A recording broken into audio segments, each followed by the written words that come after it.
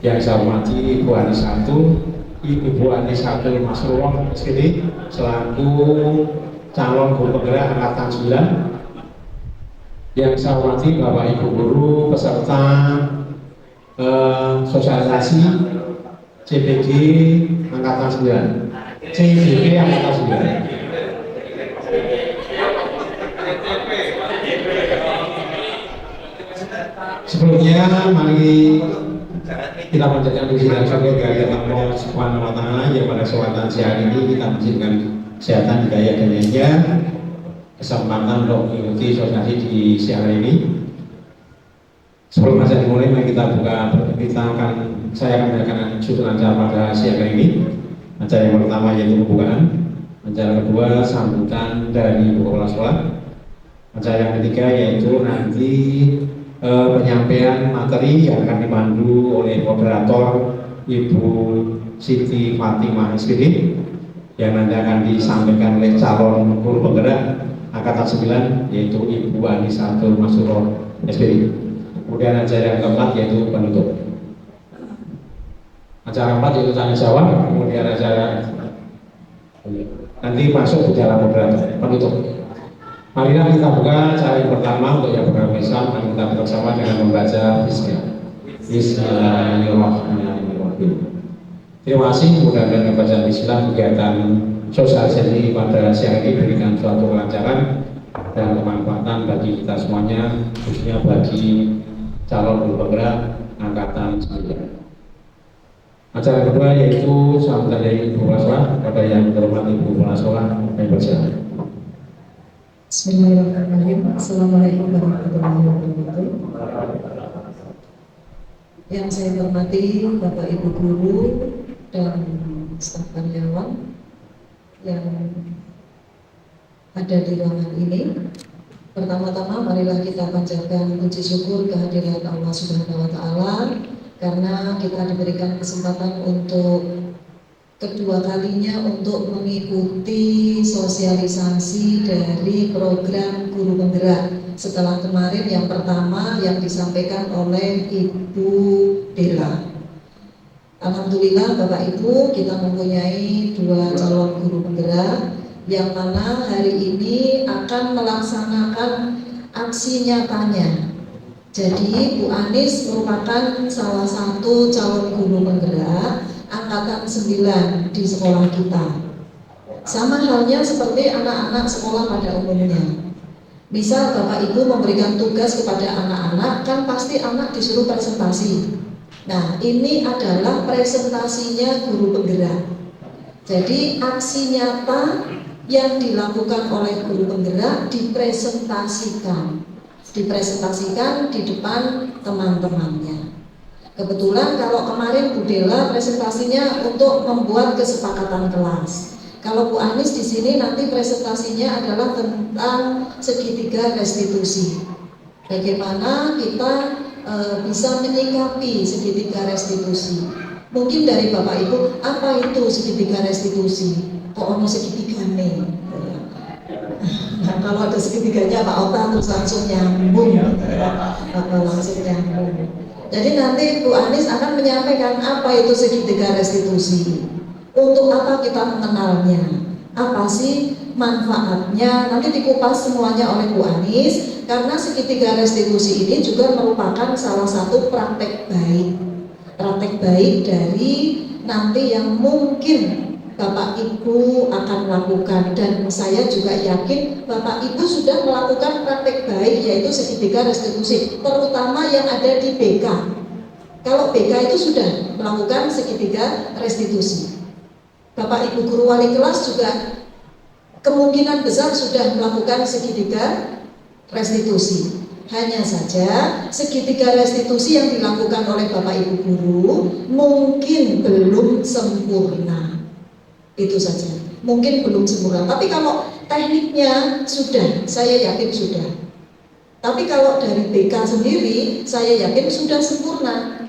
Karena teknik segitiga restitusi itu ada di ranahnya BK. Ya, pada umumnya di ranahnya BK. Seperti itu Bapak Ibu, sehingga kami hanya mengantarkan hari ini Bu Anies akan memaparkan, akan menyampaikan bagaimana tentang segitiga restitusi. Mohon untuk bisa diikuti dengan aktif, dengan baik, agar Bapak Ibu juga ikut memahami, dan saya berharap nanti Bapak Ibu ikut mengimplementasikan, ikut mempraktekkan segitiga restitusi tersebut. Untuk menyingkat waktu, saya cukupkan sekian. Nanti langsung waktu sepenuhnya diberikan kepada Bu Anies. Ini ada apanya tuh?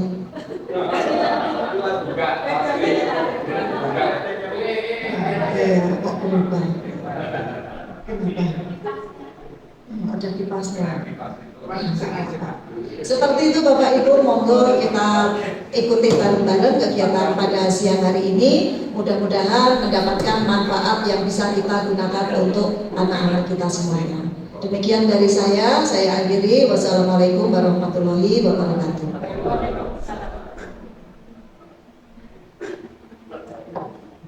Terima kasih pada Ibu Kepala Sekolah yang menyampaikan sambutannya terkait dengan sosialisasi untuk calon guru penggerak angkatan 9. Selanjutnya itu acara ketiga, yaitu acara untuk inti yang akan dimoderatori oleh Ibu Siti Mati Marsudi. Kepada Ibu Siti Mati Marsudi, waktu kami untuk memimpin. Nambah sedikit Bapak Ibu, nanti setelah Bu Anies akan dilanjutkan oleh Pak Bintang untuk sosialisasi hasil dari MGMP di minggu kemarin. Nanti untuk Bu Anies mungkin waktunya sekitar 1 jam, nanti sisanya Pak Bintang. Terus satu informasi lagi, sebentar lagi akan dibuka guru penggerak yang angkatan ke-11. Nanti siap-siap Bapak Ibu yang kemarin waktunya masih kurang 3 bulan, 4 bulan seperti itu, nanti kami kumpulkan untuk bisa mengikuti, karena insya Allah waktu mengajarnya sudah cukup untuk bisa mengikuti pendaftaran calon guru penggerak. Seperti itu.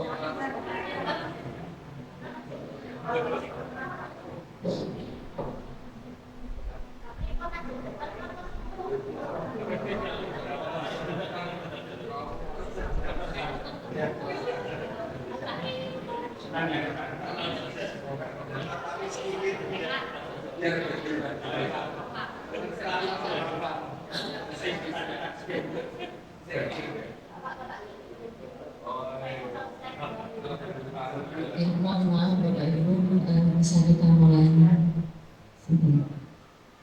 Assalamualaikum warahmatullahi wabarakatuh. Yang berhormat Ibu Astuti Hadiah USPD, yang saya hormati Bapak Ibu guru, peserta sosialisasi penerapan budaya positif di sekolah melalui segitiga restitusi. Yang saya hormati Ibu Anisatul Masrurah SPD selaku pemateri pada kegiatan kita kali ini. Alhamdulillahirrahmanirrahim, puji syukur senantiasa kita sampaikan hadirat Allah Subhanahu wa Ta'ala, karena atas ridhonya hari ini kita bisa berkumpul di ruangan ini dalam keadaan sehat dan bahagia. Salawat serta salam senantiasa kita sampaikan pada junjungan kita Nabi Agung Muhammad SAW yang selalu kita nantikan syafaatnya baik di dunia maupun di akhir. Bapak Ibu yang saya hormati, pada kali ini kita berkumpul di sini untuk bersama-sama memperhatikan, mendengarkan sosialisasi tentang penerapan budaya positif di sekolah melalui segitiga restitusi yang nanti akan disampaikan oleh Ibu Anisatul Masrurah SPD. Kita tahu siapa itu Ibu Anisatul Masrurah SPD. Beliau adalah CGP Angkatan ke-9 untuk Kabupaten Magelang yang tidak kita ragukan lagi kemampuannya. Ya,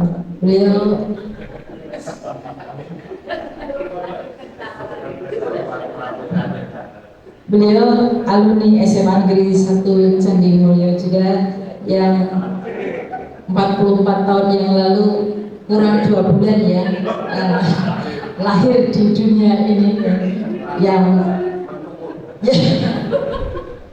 yang sekarang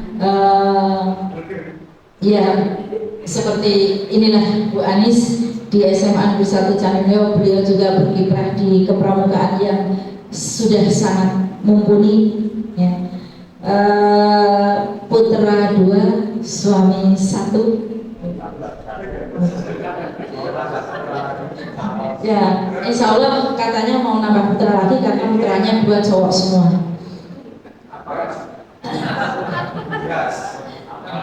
Bapak Ibu yang saya hormati, barangkali itu CV dari Bu Anis. Akan lebih memanfaatkan waktu apabila kita langsung mulai untuk penyampaian materi dari Ibu Anisatul Masrurah. Kami persilakan. Assalamualaikum warahmatullahi wabarakatuh. Mari Bu Astuti, saya memberikan paparan sedikit tentang sosialisasi dari budaya positif ya, yang saya angkat di sini nanti adalah berkaitan dengan segitiga restitusi. Bapak Ibu, mohon waktunya sebentar, kita belajar bareng-bareng, kita sharing. Sebenarnya materi ini sudah disampaikan oleh Bu Dela, tapi saya lebih menekankan lagi kalau Bu Dela kemarin fokus ke keyakinan kelas. Nah, saya yakin karena keyakinan kelas juga sudah mulai diterapkan di sekolah kita ya, Bapak Ibu guru sudah membuat keyakinan kelas di semester awal kemarin ya, berdasarkan dari informasi atau sosialisasi dari Ibu Dela yang sebagai CGP Angkatan 8. Nah, saya CGP Angkatan 9 akan mencoba membagikan ilmu kepada Bapak Ibu sekalian mengenai materi tentang disiplin positif. Ya, ya, ya.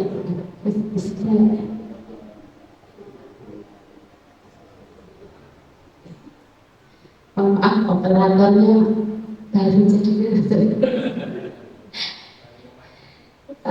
nanti mungkin saya kurang lebih 1 jam ya. Nah, 1 jam ke depan saya minta waktu Bapak Ibu untuk mendengarkan paparan saya, dan nanti kalau memang ada yang belum jelas kita nanti lanjut di diskusi atau tanya jawab.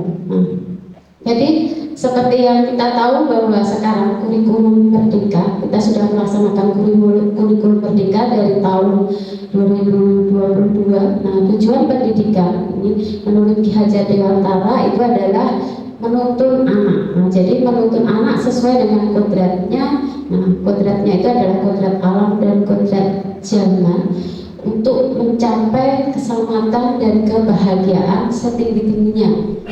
Nah, baik sebagai manusia maupun sebagai anggota masyarakat. Nah, jadi di sini menurut KHD, nah itu intinya adalah kita sebagai guru itu adalah nanti menghamba pada murid. Artinya bahwa kita hanya menuntun mereka. Nah, ibaratnya jadi bahwa murid itu adalah bukan lagi sebagai selembar kertas kosong, melainkan di sana itu bahwa murid itu ibaratnya adalah kertas yang sudah memiliki tulisan tapi masih dalam bentuk samar-samar. Nah, tugas dari Bapak Ibu guru sekalian itu adalah menebarkan dari kertas yang berisi tulisan samar-samar. Artinya begini Bapak Ibu, bahwa murid-murid kita itu sebenarnya bukanlah murid yang tidak memiliki potensi. Semua anak itu memiliki potensi,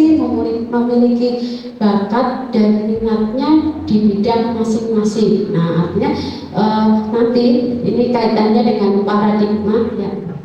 Nah, nanti yang akan kita bahas bahwa karena murid itu kita nanti akan berdasarkan KHD, kita akan menghamba pada murid. Nah, nanti aplikasinya adalah aplikasi menggunakan budaya positif. Nah, budaya positif. Nah, apa sih budaya positif? Nah, budaya positif sendiri di sekolah yaitu nilai. Nah, nilai dan kebiasaan. Kita garis bawahi nilai dan kebiasaan di sekolah yang berpihak pada murid. Jadi artinya kita itu sebagai guru itu harus berpihak pada murid. Nah, mungkin sedikit selingan kemarin heboh kasusnya guru Akbar itu ya, yang Pak Guru Akbar yang mengingatkan muridnya untuk sholat duhur, tapi ternyata untuk kronologi jelasnya kita juga nggak tahu.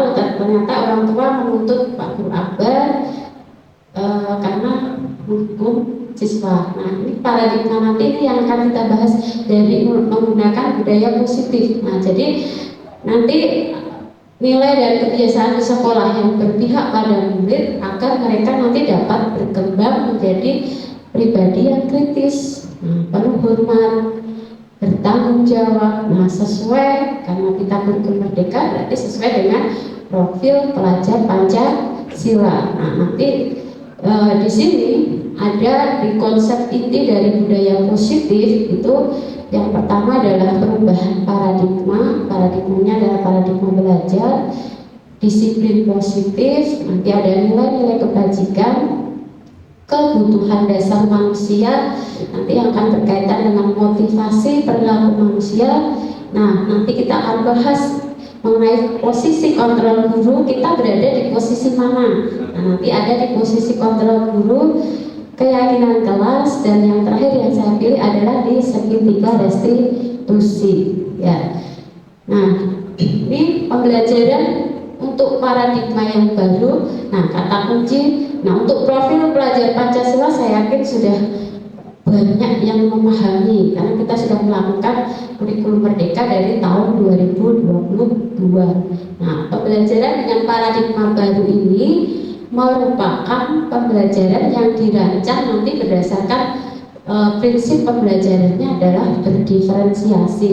Nah, berdiferensiasi nanti ini sehingga nanti peserta didik nanti akan belajar sesuai dengan kebutuhannya. Nah, kebutuhannya berdasarkan tahapannya perkembangan sesuai dengan teori dari psikologi modern yang kedepannya nanti untuk mewujudkan profil pelajar Pancasila. Nah, ini. Nah, perubahan paradigma belajar di sini. Nah, itu salah satunya adalah dengan membangun budaya positif. Nah, dengan membangun budaya positif, nah, sekolah dapat menyediakan nanti lingkungan yang positif, aman, nyaman, agar siswa nanti bisa mampu berpikir, ya, bertindak dan mencapai dengan merdeka, mandiri dan bertanggung jawab. Nah, jelas disiplin di sini itu sangat berkaitan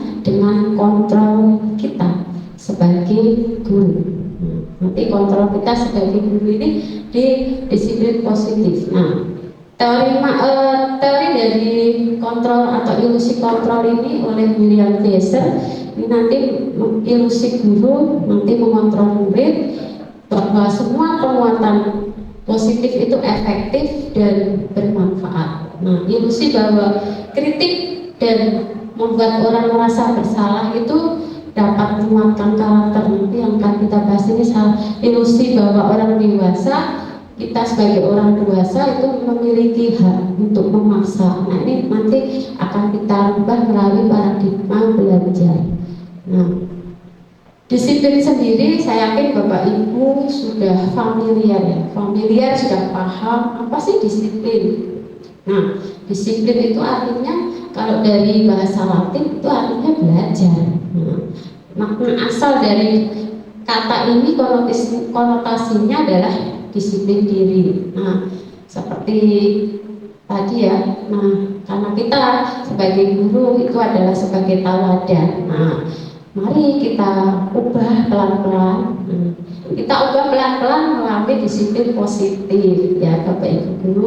Mohon kalau istilahnya kita harus konsisten. Nah, artinya konsisten itu kalau disiplin itu seperti setiap saat itu kan kita juga sudah di timer ya. Setiap saat kan sudah di timer ya Bapak Ibu ya. Dengan jadwal yang dirancang oleh Bapak kurikulum. Kita harus konsisten, kita budayakanlah positif, tepat waktu, ya enggak? Iya enggak? Saya pada ngantuk ya. Padahal suara saya nggak merdu, tapi pada ngantuk. Ya. Apa kekenyangan ya? Ya, jadi disiplin ini nanti yang membuat orang menggali potensinya melalui sebuah tujuan yang dia hargai. Nah, mari kita mulai disiplin positif. Kita mulai dari diri kita sendiri untuk biar ke depannya anak-anak itu juga akan mengikuti kita sebagai tauladan atau sebagai leader. Kita kan sebagai leader ya di depan anak-anak itu leader. Jadi nanti akan mengikuti. Kalau Bapak Ibu gurunya nggak disiplin, Ibu aja nanti masuknya molor 10 menit, molor 5 menit, anak itu akan terbiasa. Jadi pembiasaan itu harus kita hilangkan. Nah, kan sudah kasihan ya yang setting jadwal itu sudah diatur sedemikian rupa, harusnya bel masuk ya kita harus segera masuk. Nah, untuk kita biasakan biar anak-anak nanti juga akan terbiasa. Anak-anak itu mengikuti kita Bapak Ibu, ya tidak? Mengikuti kita, nggak mungkin. Pasti anak-anak akan menilai, Bu Ani sih nggak tertib ya. Anak-anak pasti nggak tertib. Saya coba kasih waktu 5 menit, nanti jadi pembiasaan. Kalau saya molor ke kelas 5 menit ya anak mesti niteni, bahasa Jawanya niteni ya. Jadi mesti baris 5 menit itu saya lebih. Nah, ya enggak? Ya tidak Bapak Ibu? Iya, nah mari kita biasakan itu nanti ke disiplin. Nah, namun dalam budaya kita, makna kata disiplin ini telah berubah menjadi sesuatu yang dilakukan seseorang pada orang lain untuk mendapatkan kepatuhan. Ya tidak? Nah, biasanya kan disiplin itu identik dengan apa? Nah, disiplin berarti kan kudu patuh kalau aturan, ya tidak? Ya tidak? Nah, itu harus patuh. Seperti contoh pagi hari, kita kan belnya sudah biasanya kan jam 7. Nah, jam 7 anak-anak kan sudah masih sampai tadi pagi saya lihat itu masih ada 3 anak ya Pak Tar ya yang masih melakukan pelanggaran disiplin, yaitu tidak datang tepat waktu. Kita evaluasi nanti disiplin positifnya yang sudah kita laksanakan itu sudah tepat belum, sudah berhasil belum. Nah, ini nanti kaitannya dengan disiplin. Lanjut disiplin. Nah, ini masih kaitannya dengan disiplin positif. Nah, karena nanti pendekatannya adalah mendidik anak untuk melakukan kontrol diri. Kuncinya adalah kontrol diri dan pembentukan percaya diri. Nah, disiplin positif ini merupakan cara penerapan yang bertujuan untuk menumbuhkan kesadaran. Jadi yang kita tumbuhkan bukan kepatuhan akan anak itu takut dengan aturan, tapi adalah di sini adalah kesadaran serta memberdayakan anak untuk melakukan sesuatu tanpa hukuman dan hadiah. Nah, ini yang akan kita ubah paradigmanya. Kita masih memberlakukan hukuman ya Bapak Ibu. Masih ya? Iya, masih. Nah, masih anak-anak yang tidak pagi hari setelah bel terus pembiasaan menyanyikan lagu Indonesia Raya ya. Nah, ketika anak yang tidak menyanyikan lagu Indonesia Raya atau menyanyikan Indonesia Raya tidak hikmat, kita masih memberikan hukuman ya Bapak Ibu? Masih ya? Nah, masih. Nah, nanti kita pelan-pelan akan mengadakan perubahan sesuai dengan disiplin positif. Nah, apa sih makna dari disiplin? Nah, makna dari disiplin di sini, nah ini yang saya tandai. Jadi untuk memilih tindakan yang mengacu pada nilai-nilai yang kita hargai. Nah, apa yang kita hargai nilai-nilainya itu? Nah, nilai-nilai yang kita hargai itu adalah nilai-nilai kebajikan atau sifat positif dari manusia yang merupakan tujuan mulia yang akan ingin dicapai setiap individu. Jelas nilai-nilai itu adalah yang tertera di mana Bapak Ibu? Profil pelajar Pancasila. Iya, di nilai-nilai itu yang nanti akan kita terapkan. Nah, menuju ke kebutuhan dasar. Jadi kita sebagai manusia itu memiliki kebutuhan dasar. Nah, kebutuhan dasarnya apa saja sih? Nah, bisa dilihat. Pasti yang pertama adalah kebutuhan dasar yang paling pokok adalah tentang survival. Survival itu artinya apa? Kebutuhan apa? Tentang tadi sudah makan siang ya. Sudah makan siang tuh. Kayaknya terpesona dengan baris jadi pada ngantuk. Ya, survival. Nah, kebutuhan untuk iya, pada ngantuk ya, survival. Nah, itu ada survival. Nah, Bapak itu juga butuh cinta dan kasih sayang tidak? Butuh. Wah, paling penting ya. Pak Rati jelas, iya paling keras. Nah, karena yang dibicarain setiap hari itu tentang cinta dan kasih sayang. Guyanannya seperti itu ya Pak Rati ya. Nah, terus kesenangan. Nah, semua orang itu butuh kesenangan, ya enggak? Nah, seperti sebenarnya saya juga mengganggu kesenangan Bapak Ibu ya. Harusnya Bapak Ibu bersenang-senang dengan anak-anak didik di kelas masing-masing untuk mendampingi latihan ya, latihan untuk kesiapan. Nah, terus juga kebebasan. Kira-kira butuh kebebasan nggak? Iya. Nah, kebebasan itu kebebasan yang seperti apa Pak Rati? Mungkin Pak Rati versi Pak Rati kebebasannya seperti apa ya? Kayak kebebasan, bebas berekspresi, bebas menyampaikan pendapat. Nah, yang paling penting antara Pak Rati dan Pak Dula adalah kebebasan dalam guyonan. Ya kan? Iya, guyonan. Nah, itu. Nah, nanti juga pemaksaan. Nah, kita seperti ini ketika sebagai penguasaan itu menghentikan. Nah, saya tidak biasanya kan saya kalau di ruang guru dibully ya, cakep. Nah, bukan cakep dalam artian body saya cakep enggak ya. Iya enggak ya, cakep lah. Itu setiap saat, setiap saya info tentang CGP cakep, ya cakep itu. Pasti mungkin nggak pernah dengar ya Bu habis bilang cakep Bu, tapi cakepnya bukan arti yang lain. Mungkin itu motivasi untuk Mas Taat. Kita lanjut. Nah, ini teori motivasi perilaku manusia. Nah, jadi untuk menghindari ketidaknyamanan atau hukuman, apa yang terjadi apabila saya tidak melakukannya? Misalnya, biasanya real nyata tiap hari anak-anak kita juga kan sulit ya diminta untuk memakai helm, ya enggak?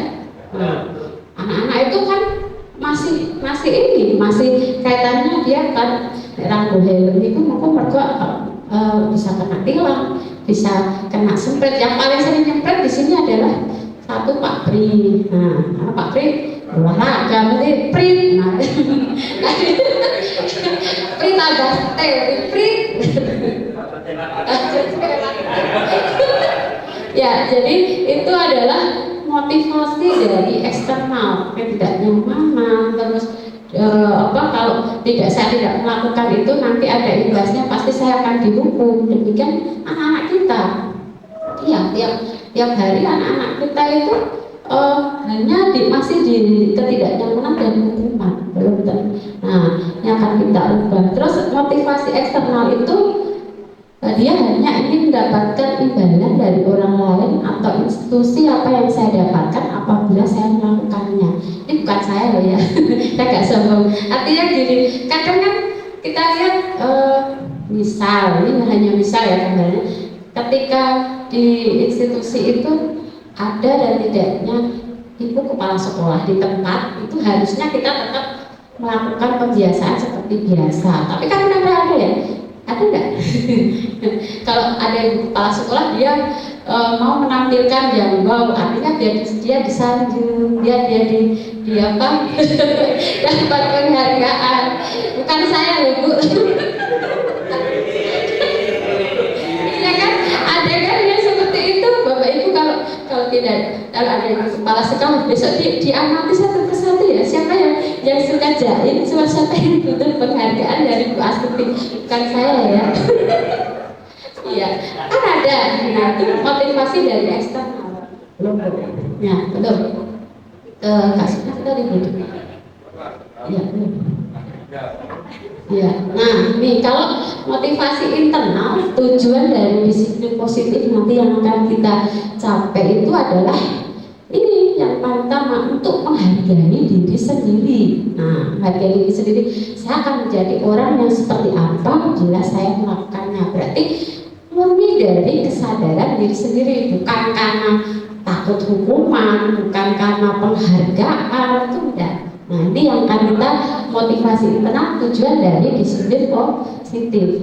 Begitu ya Bapak Ibu ya. Ya, harusnya seperti itu. Nah, bukan karena nanti kalau nggak seperti ini saya akan dihukum. Nah, kalau nggak seperti ini saya tidak dapat sanjungan dari Bu Astuti. Nah, seperti itu enggak ya. Jadi ini paling pokoknya adalah motivasi internal dari tujuan disiplin positif. Nah, kita lanjut. Nah, ini ada contoh kasus. Nah, bisa dibaca Bapak Ibu? Mohon maaf ya kalau terlalu besar. Nah, betulan ini bukan Bu Anis ya, ini Bu Ria. Ada yang namanya Bu Ria nggak ya? Nah, itu masih di guru SD. Nah, ini bingung menghadapi ulah salah satu murid di kelas yang bernama Agus. Dia beberapa anak itu telah datang dan mengeluh Agus yang sekali meminta bekal. Ada nggak di circle kita? Pasti ada ya anak-anak yang seperti itu ya. Nah, mereka karena dia dibawa makan siang mereka dengan paksa. Jika Bapak Ibu menghadapi situasi seperti Ibu Ria, apa yang Anda lakukan? Nah, menurut Anda kira-kira apa sih alasan Agus melakukan itu? Ayo, siapa yang mau menjawab? Ada yang punya jawaban? Pak Rati. Begini.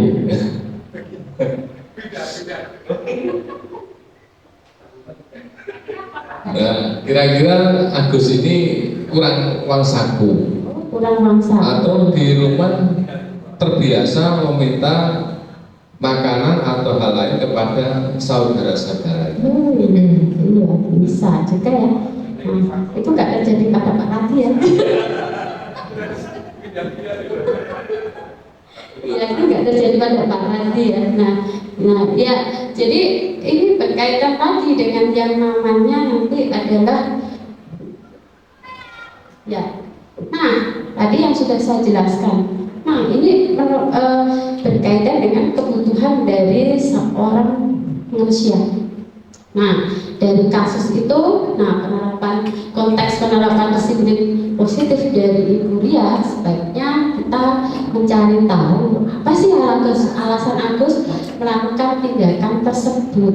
Nah, kalau biasanya sebelum kita mengenal disiplin positif ya tadi ya seperti Pak Rati, kurang uang saku nih. Nah, itu maksudnya di kebutuhan yang mana kira-kira Pak Rati bisa? Ya, karena Agus lapang itu berarti dia kebutuhan survival, akan pemenuhan kebutuhan diri ya, makan, minum, nah itu kan survival. Nah, terus yang kedua, teman Agus itu jadi apa? Jadi perhatian, ya enggak? Karena dia pasti bikin ulah kan, pasti anak-anak memperhatikan Agus terus ya. Niteni buat niteni ya, mesti ngamati di Bapak Ibu guru ada enggak yang enggak bawa bekal terus minta temennya? Ada enggak? Pak Alta ya? Suka minta ya Pak ya? Itu kebutuhan apa Pak? Kacau. Ya, jadi pasti Alta cari perhatian ya, kayak tadi Bu Vivi. Nah, itu perhatian ya. Ya Bu Vivi ya.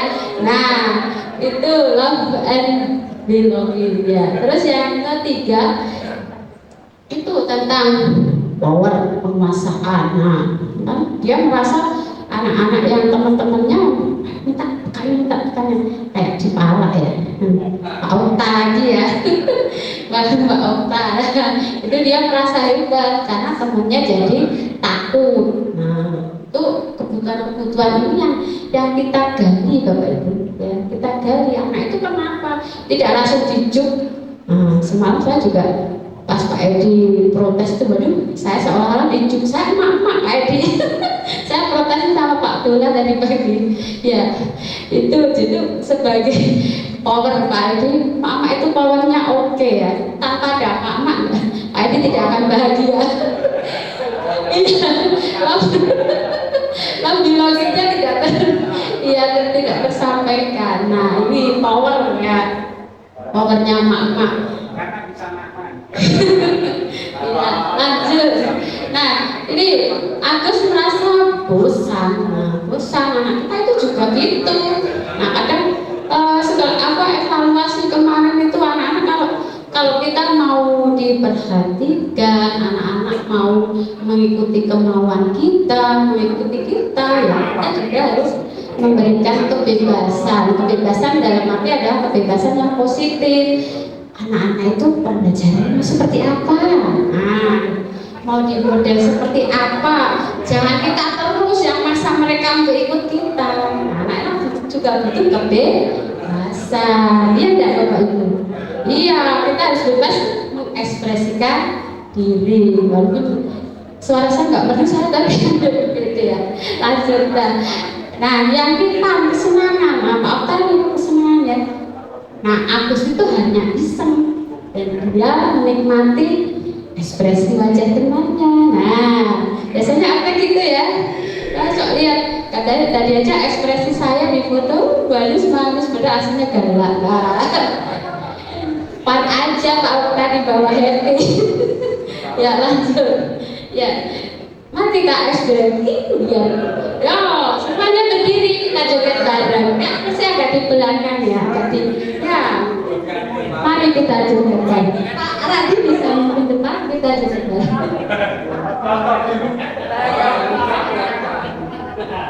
Thank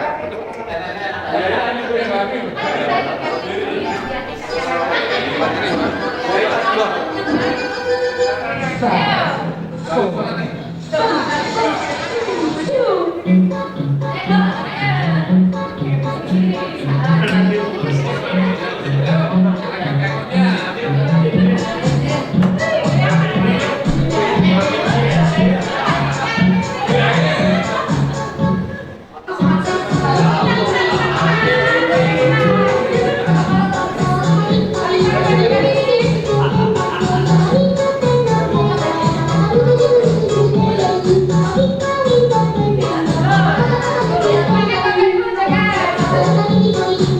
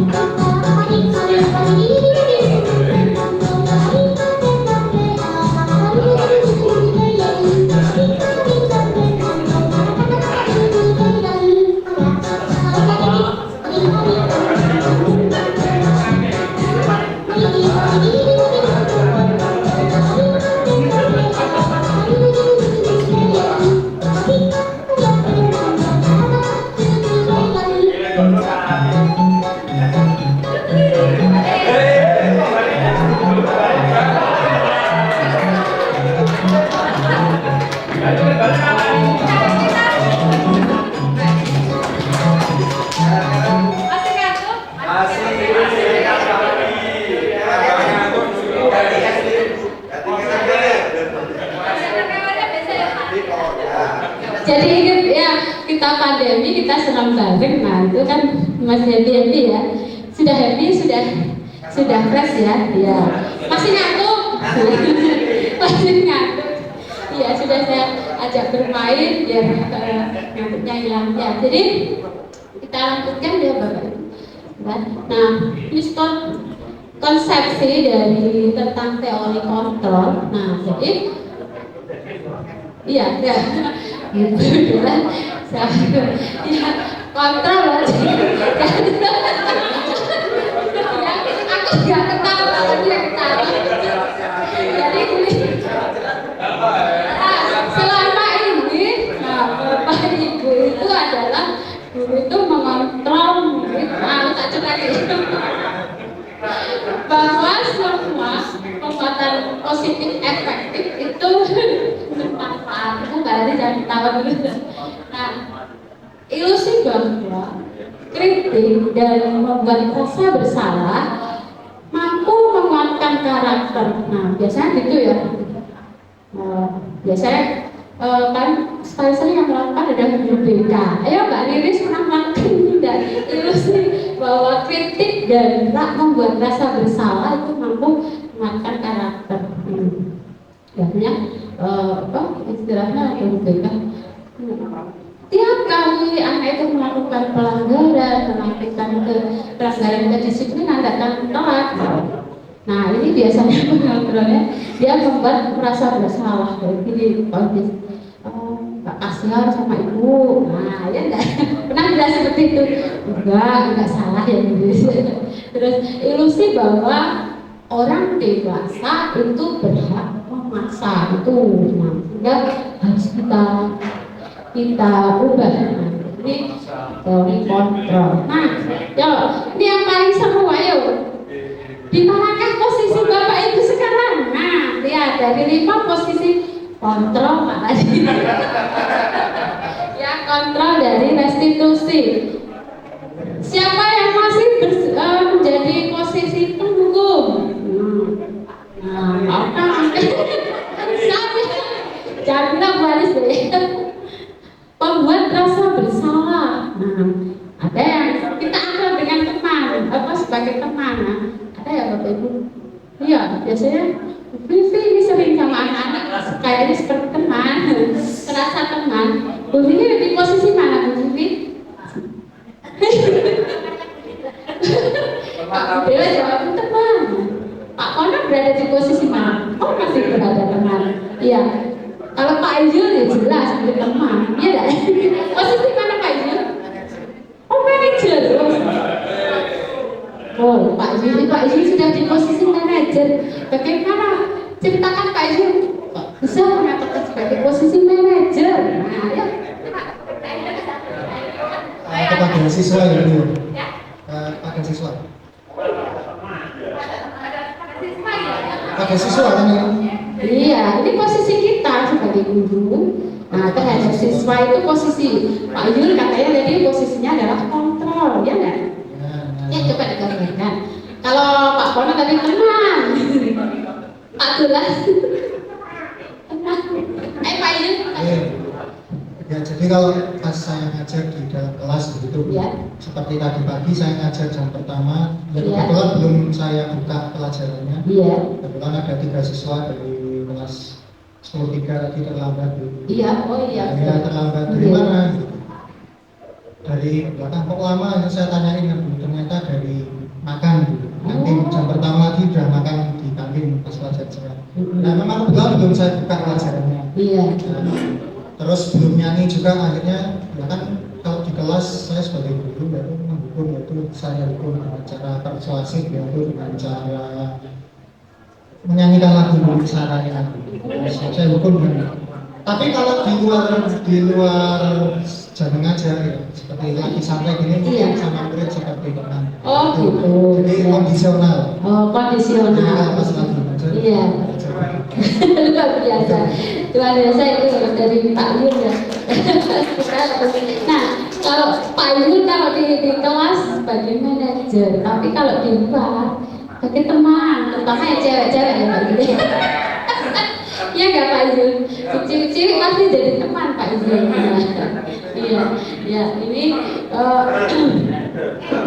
ada teman terus manajer. Yang paling bawah ini yang pemantau ya, pemantau. Nah, nanti akan kita jabarkan satu persatu.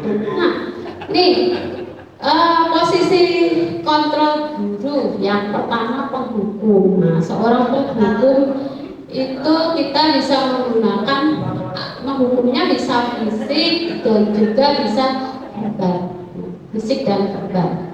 Nah, fisik loh. Kita sudah mulai menghilangkan hukuman fisik ya fisik ya sudah beda kalau di kepramukaan itu beda. Tapi kalau di pembelajaran kita sudah menghilangkan hukuman fisik. Di kepramukaan pun juga tidak hukuman fisik yang artinya tidak ada manfaatnya ya. Kita biasanya melatih otot ya Pak Bintang ya.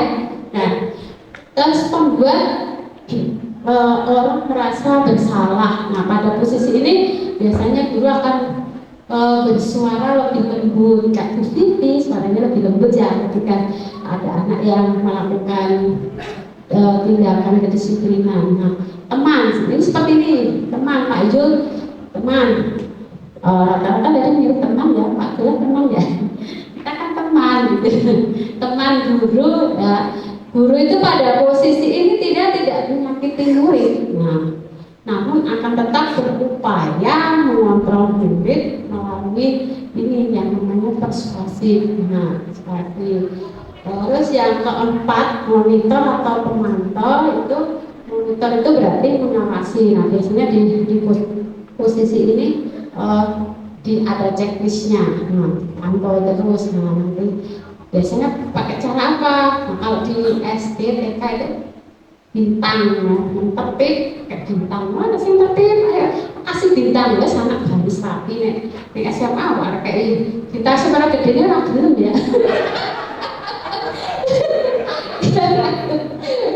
Bintang sudah dapat muridnya yang lain lah. Terus yang kelima ini kita harusnya sebagai manajer. Itu Pak Yul kita harusnya. Nah, posisi terakhir ini sebagai manajer adalah posisi mentor. Nah, di mana guru itu berbuat sesuatu bersama dengan murid. Nah, nanti guru itu mempersilahkan murid mempertanggungjawabkan perilakunya. Nah, mendukung murid itu agar dapat menemukan solusi. Ketika dia atas permasalahannya sendiri. Seperti ini, kadang kalau orang Jawa itu ewok pokoknya, ya kan? Nah, misal dalam misalnya kita secara tidak sengaja menjatuhkan gelas. Nah, saya gambarkan dulu ya. Nah, menjatuhkan gelas itu kan tidak serta-merta biasanya langsung Bapak Ibu langsung minta suruh ganti nggak teman itu yang menjatuhkan gelas? Hah? Oh, gelasnya mahal, ganti. Kata Bu Vivi. Terus kalau caranya gimana?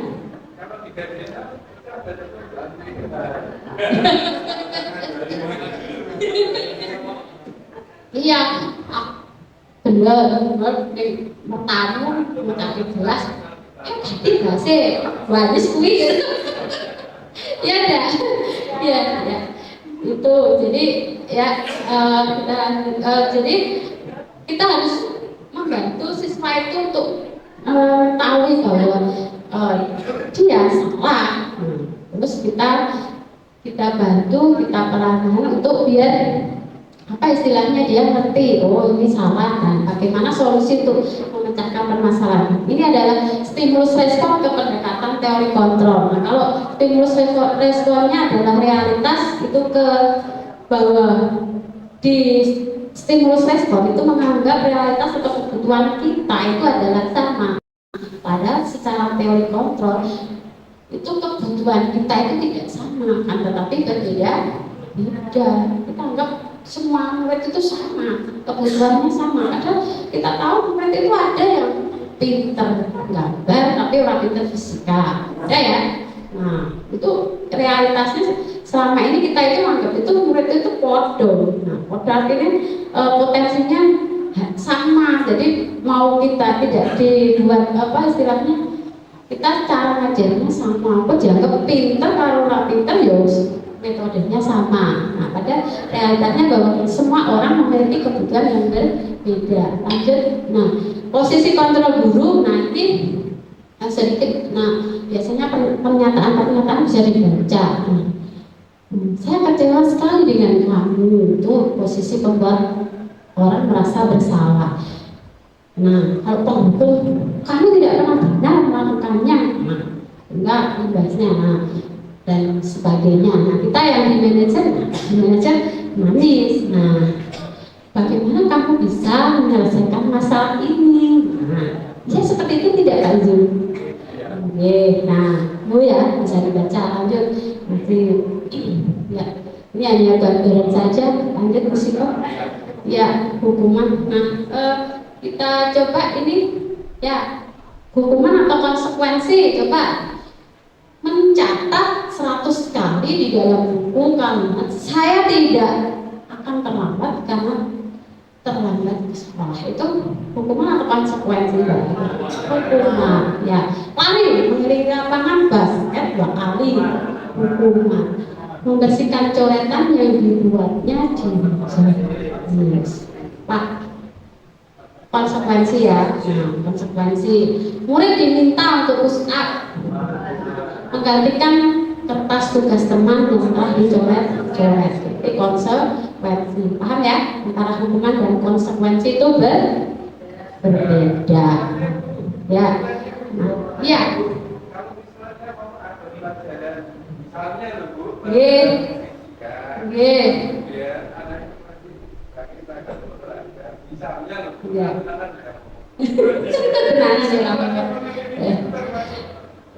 Iya, iya. Nah, kalau realita ya betul. Itu karena dia pakai olahraga ya saos ya tak lari ya.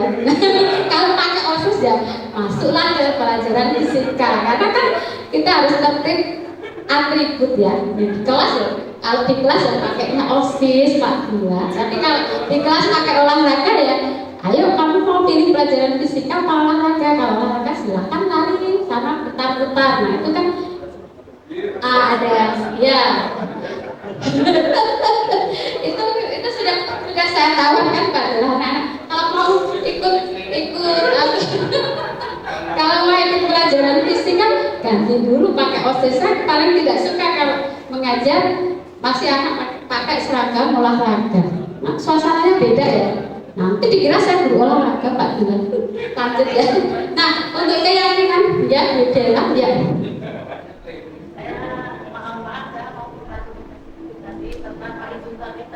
Iya. Iya. Iya. Iya, tapi penghukum ya. Iya. Iya. Iya. Betul. Iya. Iya, jadi memang betul. Dan setelah saya gambarkan, Pak itu sadar nggak kalau di posisi manajer dan di posisi manajer belum ya? Belum ya? Iya, tadi kan sudah saya gambarkan posisi manajer itu seperti apa, ya kan? Jadi harus melalui pendekatan kita arahkan biar anak itu tahu kesalahannya dia seperti apa. Terus kita arahkan dia bisa mencari solusi dari masalah itu kalau posisi manajer. Kan Kak Bayu tadi ini Indonesia ya itu ya, jadi sekarang kan Bayu lebih paham. Terima kasih Bila ya. Nah, ini yang di poin saya ya di segitiga restitusi. Nanti karena keyakinan kelas sudah dibahas panjang dan lebar sama Bu Dela, saya lanjut ke segitiga restitusi ya Bapak Ibu biar cepat. Ya. Nah, proses menciptakan kondisi ini bagi murid ya untuk memperbaiki kesalahan mereka seperti yang disampaikan Bu Astuti tadi. Pihak BK sebenarnya sudah melaksanakan konsep dari segitiga restitusi. Nah, sehingga mereka bisa kembali pada kelompok mereka dengan karakter yang lebih kuat. Nah, melalui restitusi. Nah, restitusi ini membantu murid menjadi lebih memiliki tujuan. Nah, disiplin positif, serta memulihkan dirinya setelah berbuat salah. Nah, artinya bukan tidak seperti di posisi tadi penghukum. Nah, dihukum kan masih ada tidak akan sukses ya, mengulang. Istilahnya dia pasti melakukan kesalahan atau melanggar disiplin terus menerus, walaupun terus dihukum lari kalau membersihkan WC itu tetap kan bukan dari dirinya, tetap diulang-ulang. Nah, membantu murid untuk jujur pada diri sendiri dan mengevaluasi dampak dari kesalahan yang dilakukan. Nah, kita itu memberikan penawaran bukan pemaksaan. Itu disebut restitusi. Kenapa sih kok segitiga? Nah, ini 3 langkah. Nah, yang pertama adalah kita stabilkan identitas dulu. Nah, terus kita validasi tindakan yang salah, baru kita tanyakan keyakinan. Nah, ini segitiga ini prosesnya adalah dalam bentuk dialog. Memang agak memerlukan waktu, kita harus bicara person to person, face to face. Nah, kita harus tidak bisa dilakukan di depan forum ini ya, nggak bisa. Kita harus berbicara tahapan ini, kita klarifikasi, kita stabilkan identitas. Ketika kita menstabilkan identitas, nah itu pasti adalah setiap orang pasti pernah melakukan kesalahan.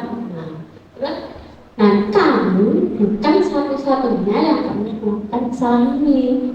Itu di menstabilkan identitas. Nah, terus baru kita validasi tindakan yang salah. Nah, kamu tentu punya alasan mengapa melakukan itu. Nah, adakah cara yang lebih efektif untuk mendapatkan apa yang kamu butuhkan? Nah, baru di sini, nah kita tanyain, kita kan sudah bikin keyakinan kelas ya, harusnya harusnya tiap kelas itu sudah punya keyakinan kelas setelah diinfo oleh Bu Dewa. Nanti saya tagih ya Bapak Ibu. Nah, di sini keyakinan kelas apa yang telah kita sepakati, kita tanyain ke anak itu. Nah, terus, kamu ingin menjadi orang seperti apa? Kita harus sabar. Ya, kira-kira bisa tidak jadi orang sabar. Pak Edi harus sabar ya Pak Edi menghadapi murid kita yang wow. Ya, Pak Edi harus sabar. Jangan untung ya Pak Edi dengan murid kita. Lanjut. Nah, ini ya di 3 tahapan segitiga tadi ya, distabilkan identitas berdasarkan prinsip pembuat kesalahan itu adalah suatu bagian proses pembelajaran. Nah, yang kedua, menggeser identitas gagal ke identitas sukses.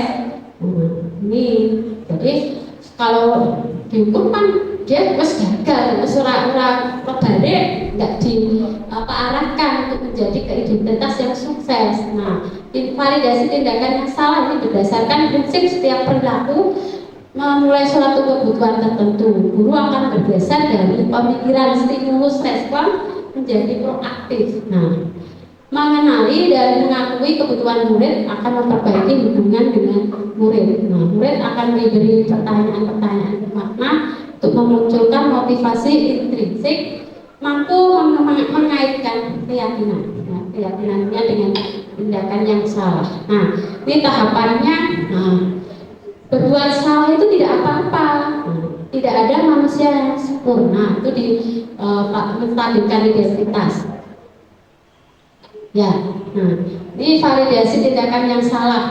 Itu adalah kamu pasti punya alasan ya mengapa melakukan hal itu. Kamu patut bangga pada dirimu sendiri karena kamu telah melindungi sesuatu yang penting baru. Nah, yang terakhir kita tanyakan keyakinan. Apa yang kita percaya sebagai kelas atau keluarga? Apa nilai-nilai umum yang telah kita sepakati? Nah, itu kan di keyakinan kelasnya. Apa bayangan kita tentang kelas yang ideal? Kamu mau jadi orang yang seperti apa? Nah, itu ditangkap. Nah, kan? Nah, ini jika saya praktek segitiga restitusi.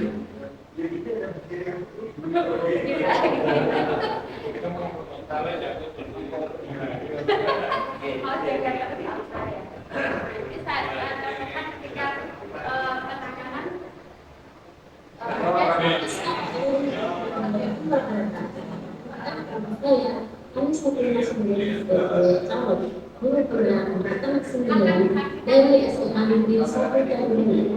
Video ini merupakan sertifikasi untuk menjelaskan permasalahan siswa di sekolah saya.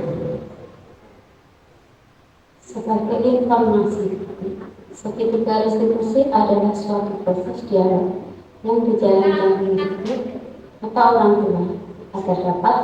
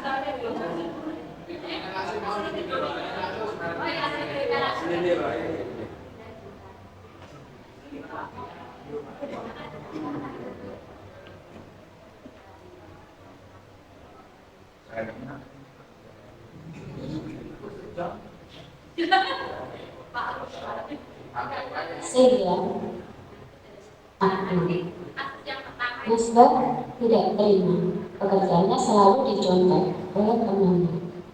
Dia marah dan tidak dapat menahan emosinya.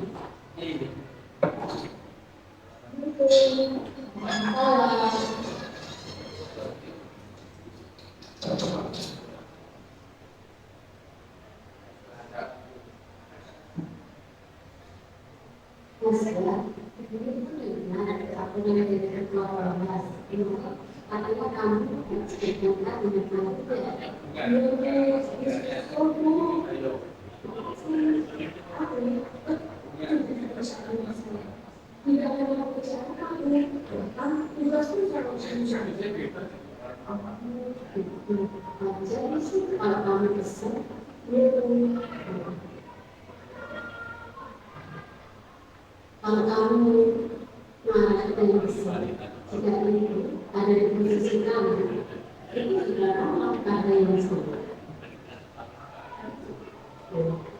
Lalu, apa yang kamu lakukan pada kali?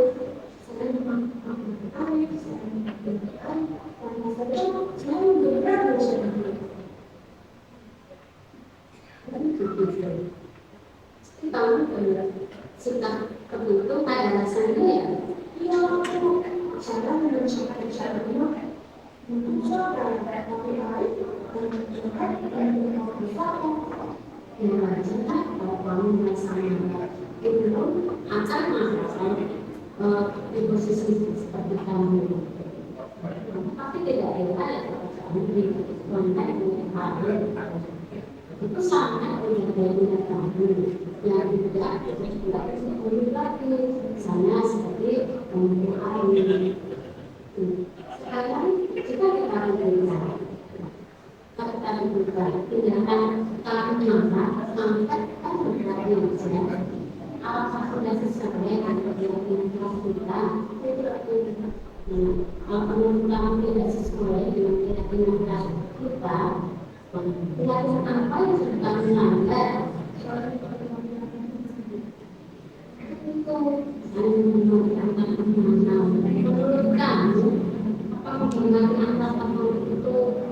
untuk kita ingin sekali ini kalau menurut penting keyakinan apa yang sudah kamu yang harus kamu ya malah kamu lagi berbicara ya bersedia tidak untuk selalu baik. Nah, apa yang akan kamu lakukan untuk memperbaiki ini?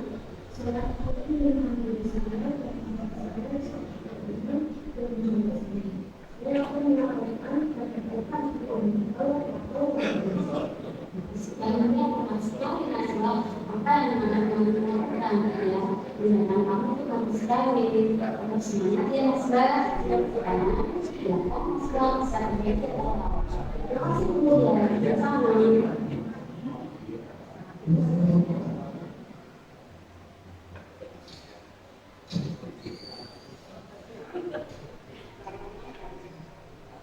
Assalamualaikum warahmatullahi wabarakatuh.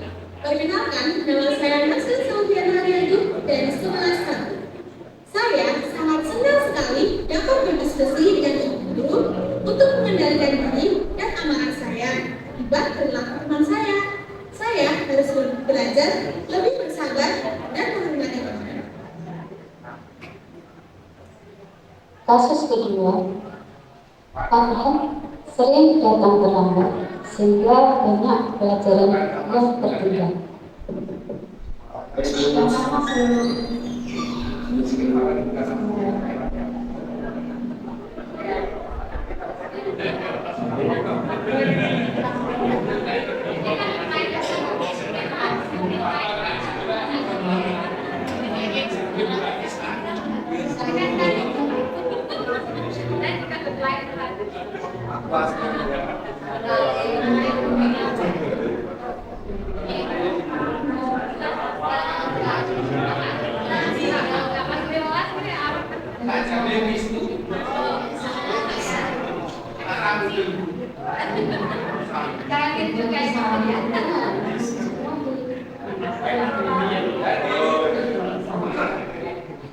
Yang terpenting kita bisa belajar dari kesalahan tersebut dan berusaha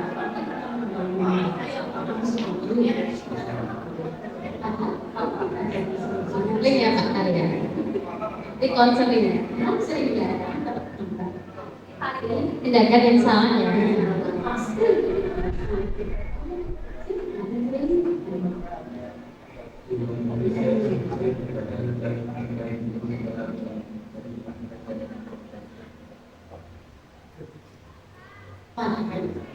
Kamu tahu keyakinan kelas yang sudah kita sepakati?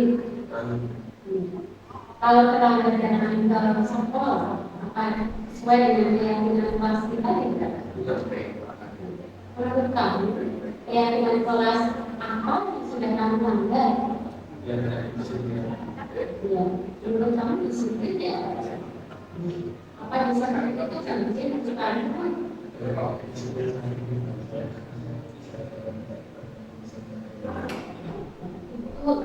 Itu pelajaran waktu itu penting yang sangat bermanfaat. Seperti kita dari orang-orang sekitar kita, nah pekerjaan kita adalah itu dan juga dapat itu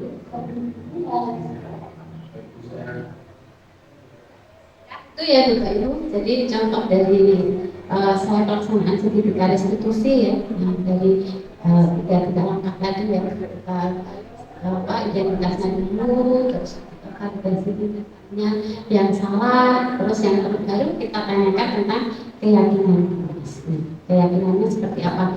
Itu yang bisa saya sampaikan, pertama di sertifikat restitusi. Mungkin cukup dulu dari presentasi dari saya, mungkin dilanjut di sini.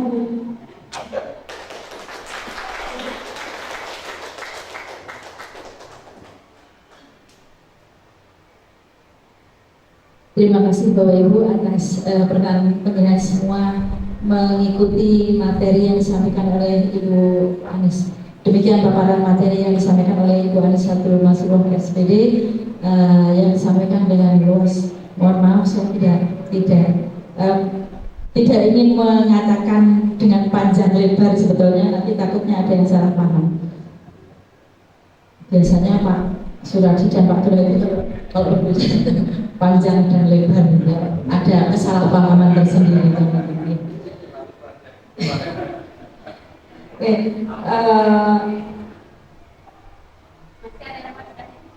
barangkali ada yang masih ingin disampaikan oleh Bapak Ibu Guru, mungkin berupa tanggapan, usul atau pertanyaan yang akan disampaikan kepada Ibu Aris. Monggo Pak Aris.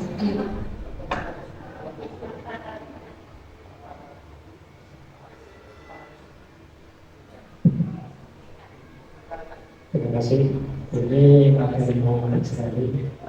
Tadi diungkapkan budaya positif dari nilai-nilai yang berpihak pada siswa. Mungkin harus diciptakan lingkungan yang nyaman, aman. Nah, sekarang ketika kita bisa melakukan konseling atau membimbing siswa dengan tadi sebagai restitusi, bagaimana upaya Proanis agar bisa mengkaitkan dengan nilai profil pelajar Pancasila, misalnya nilai religius. Sebab tadi diungkapkan harus timbul kesadaran agar lebih mudah menciptakan budaya tersebut. Itu saja. Satu lagi ya Pak. Terima kasih. Yang pertama, kapasitasnya bertanya, itu kok tahapan segitiga restitusi. Kalau pengertian kami orang lapangan dulu juga pernah jadi pembina paper, itu gerakan misalnya untuk restitusi jantung dan paru-paru. Kenapa pakai nama itu? Ini kami tidak tahu.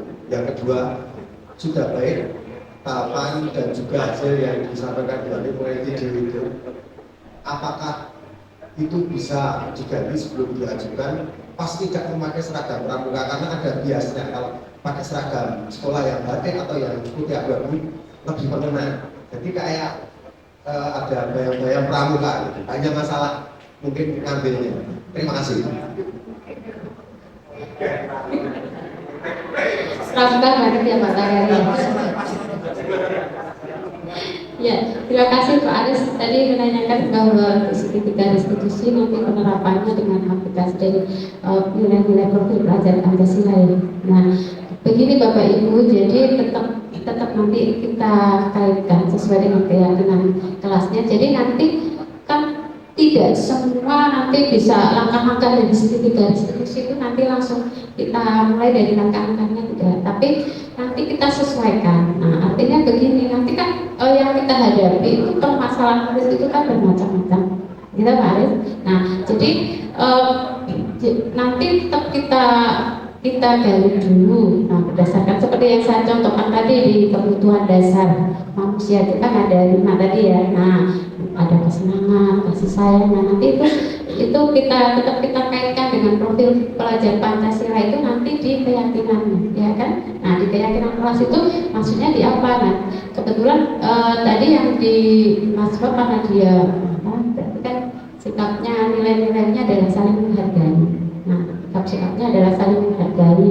Nah, terus kalau yang paham itu kan berarti kan dia tidak terlambat, berarti kaitannya dengan disiplinan ya, kedisiplinan. Nah, itu kan tetap ada kaitannya dengan profil pelajar Pancasila ya, tetap ada kaitannya keyakinannya seperti apa. Nah, itu nanti dikaitkan, tetap bisa Pak Aris nanti ketika kita menjalankan segitiga restitusi itu nanti kita tetap gali anak, tapi kita jangan masuk ini ya sesuai nilai profil pelajar Pancasila yang ini tidak, tapi kita gali pelan-pelan. Nah, biar anak itu nanti bisa menyebutkan kira-kira di profil pelajar Pancasila yang mana yang masuk dengan apa istilahnya pelanggaran atau pelanggaran yang kali anak itu lakukan.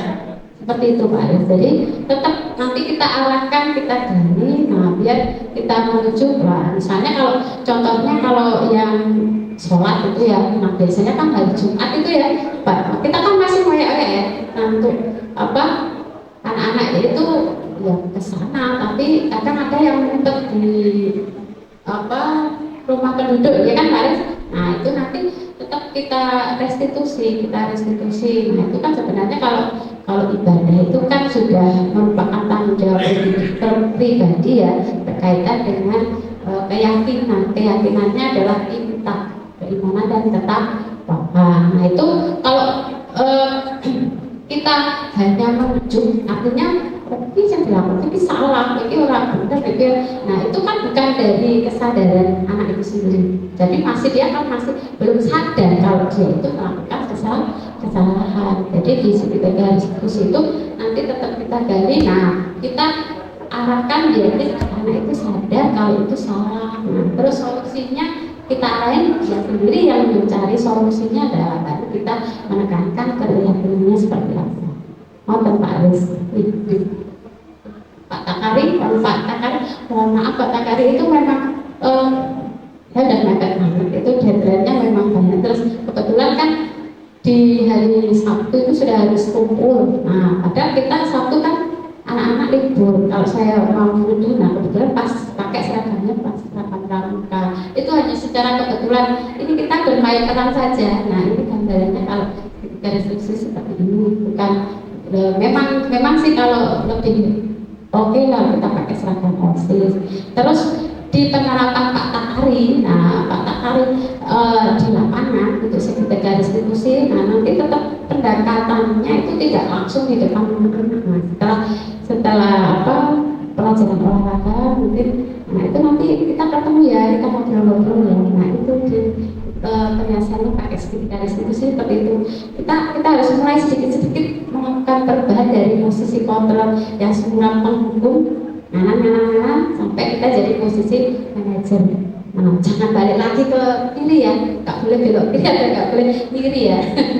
Ya, itu jadi kita untuk menerapkan disiplin positif itu tetap posisi kontrol kita. Nah, kita mulai menghilangkan dari yang posisi penghukum, penghukum itu menuju ke posisi manajer. Nah, walaupun tadi di awal Pak Yul sudah pede dia posisinya manajer, ternyata setelah saya kasih tahu bahwa posisi manajer ini seperti ini, ternyata saya belum melaksanakan sesuai dengan posisi manajer. Begitu. Pak Takari, cukup mungkin ada Bapak Ibu yang mau bertanya. Mohon maaf meluruskan sedikit.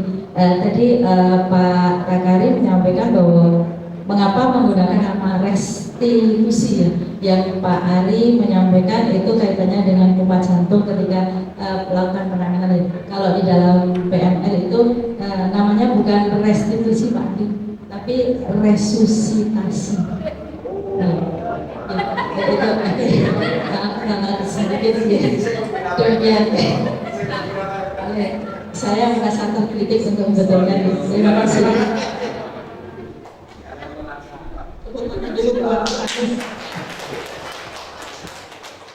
Terima kasih Bu Andis dan Bu Siva yang sudah mengantarkan acara hari ini. Saya menambahi sedikit dari Pak Aris. Apakah setiap proses restitusi dengan anak-anak apakah bisa kita kaitkan dengan profil pelajar Pancasila? Jawabannya bisa, tapi tidak harus enam-enamnya. Jadi tergantung pada konflik atau tergantung pada masalah yang sedang kita hadapi. Bisa kita dalam satu masalah mendapatkan atau kita kaitkan dengan 2 profil pelajar, atau dengan 1, atau bahkan bisa dengan 3. Tidak harus satu kasus dengan harus bisa dihubungkan atau dikaitkan dengan yang berketuhanan atau yang berakhlak mulia, tapi bisa dikaitkan dengan yang lainnya. Mungkin di dalam kasus-kasus berikutnya bisa kita sesuaikan. Kemudian untuk yang Pak Takari, yang restitusi ternyata bukan restitusi, tapi restitusi sendiri itu adalah sebuah proses Pak, sebuah proses bagaimana kita memperbaiki suatu kesalahan agar misalnya kita kan kaitannya dengan siswa, agar siswa yang melakukan kesalahan itu bisa memahami salahnya di mana, kemudian mengerti nilai-nilai yang dilanggar itu apa sehingga dia paham, kemudian dia bisa memperbaiki, kemudian bisa kembali ke kelompoknya dengan pribadi yang baru. Harapannya seperti itu. Itu saja mungkin dari Bu Anis, dari Bu Siva, dan teman-teman dari kami. Sekali lagi terima kasih. Mudah-mudahan bisa bermanfaat bagi teman-teman semuanya. Karena ini masih ada satu lagi, masih ada waktu 40 menit untuk Mas Bintang mempresentasikan dengan secara cepat kilat untuk hasil LPIP kemarin. Untuk selanjutnya waktu saya serahkan kepada Mas Bintang. Monggo Mas Bintang. Mohon maaf Bapak Ibu berkaitan dengan pemaparan materi dari Ibu Anis, saya selaku yang mengantarkan acara ini, mohon maaf apabila terdapat salah kata baik dalam tingkah laku saya maupun dalam perilaku saya. Sekali lagi saya mohon maaf. Terima kasih atas perkenan Bapak Ibu mengikuti kegiatan ini dari awal sampai akhir. Untuk berikutnya kegiatan akan diisi oleh Bapak Ibnu Bintang Setiawan SPD. Kami bersilakan.